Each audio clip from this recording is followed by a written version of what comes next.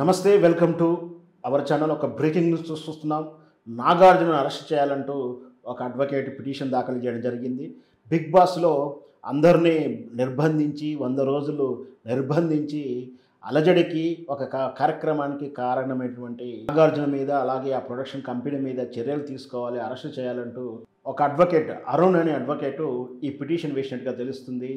Big boss యాజమాన్యం మీదను, దాంతోపాటు నాగార్జునతో పాటు పార్టిసిపేట్ చేసినటువంటి ఆల్ పార్టిసిపెంట్స్ని కూడా విచారించాల్సిందిగా ఉంది. ఈ బిగ్ బాస్ అనేది నిర్బంధ ప్రోగ్రాము.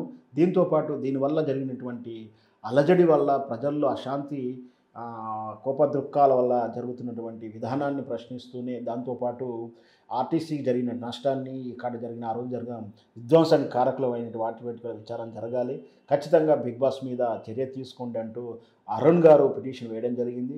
మరి వేచి చూద్దాం, మరి నిజంగా బిగ్ బాస్ పెట్టినట్టు ఈ కేసు, నాగార్జున మీద పెట్టినట్టు కేసు అరెస్ట్ చేయాలని కానీ ఇవన్నీ కూడా కోర్టు పరిశీలనకు తీసుకుంటుందా, పరిశీలించిన తర్వాత అరెస్టు దాకా వెళ్తుందా, లేదా విచారణ దశలో ఎంతవరకు నిలబడుతుంది? నాకున్నటువంటి పరిజ్ఞానం వరకైతే ఇది నాగార్జున మీద కానీ బిగ్ బాస్ మీద కానీ చర్యలు తీసుకోవడానికి ఏమాత్రం అవకాశం ఉండదు. చట్టపరమైన వెసులుబాట్లు అలా ఉంటాయి. ఎందుకంటే అందరికీ కూడా అంటే ఇక్కడ మన చట్టాలు ఎలా ఉంటుందంటే, దోషికిని నిందితుడికి ఇద్దరికి కూడా సమాన హక్కులు ఉన్నాయి. నువ్వు వాదించుకోవచ్చు, అతను వాదించుకోవచ్చు, ఇద్దరికి కూడా హక్కులు ఉన్నాయి.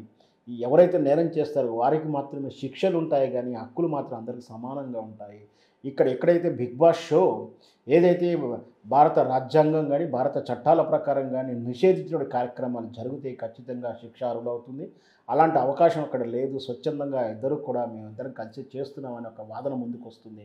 అలాంటప్పుడు వాళ్ళని శిక్షించడానికి కానీ ప్రశ్నించడానికి అవకాశం ఉండదు. కాకపోతే సర్వోన్నత న్యాయస్థానం ఏదైనా సూచనలు చేస్తుండవచ్చు. అది గైడ్ లైన్ అంటాము, లేదా సూచనలు అంటాం. మీరు ఇక నుంచి అయినా సరే ఇలా చేయండి, అలాంటివి చేయండి చెప్తుంది. దాంతోపాటు దాడికి కారణమైనటువంటి వాళ్ళ మీద ఖచ్చితంగా సాక్ష్యాధారాలు ఉంటాయి, సీసీ కెమెరాల సాక్ష్యాధారాలు ఉంటాయి.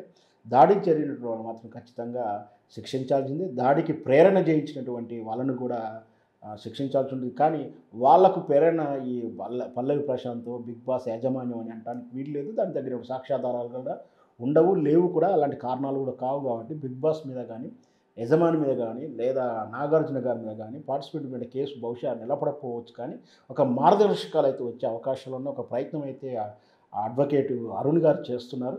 వేచి చూద్దాం మరి ఉన్నత న్యాయస్థానం ఎలా నిర్ణయం తీసుకోబోతుందో. మొత్తం మీద బిగ్ బాస్ ప్రారంభం నుంచి చివరి వరకు అయిపోయేంత వరకు సెన్సేషన్స్ ఉంటాయి. అయిపోయిన తర్వాత కూడా సెన్సేషన్ ఉండడం అనేది ఈ బిగ్ బాస్ 7 యొక్క ప్రత్యేకత చెప్పొచ్చు.